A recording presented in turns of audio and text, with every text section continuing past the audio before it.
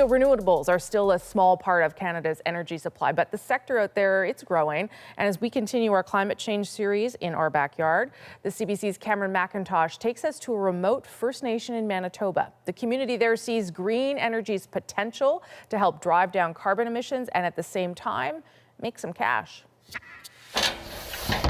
The last panels are in. Final connections are about to be made. Manitoba's River Cree Nation is betting big on the sun to generate and sell power into the provincial grid. It's a really neat project. A project Chief David Crate says will help sustain his community's finances and combat climate change. What is it about solar that excites you the most? I think it's clean green energy.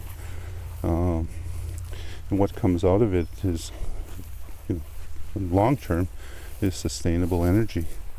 In this case, 1 megawatt, enough to power about 350 homes.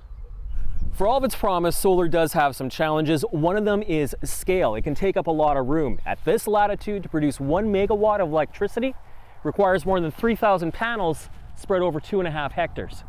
This could be a real template for other Indigenous communities across North America. Vancouver's W Dusk Energy Group specializes in setting up green energy projects on First Nations. This is one of its largest projects so far. This is a technology that really embodies a lot of our old values and our relationships with the land. So it's really just a perfect fit.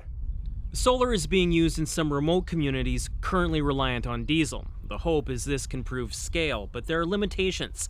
The sun doesn't shine all the time. There's also a carbon cost in producing panels. And at $2.4 million, this will take years to pay for itself. It contributes less than 1/5,000th to the overall grid. Still, there are tangible benefits to the community, including jobs. Candace Sinkler helped build the farm.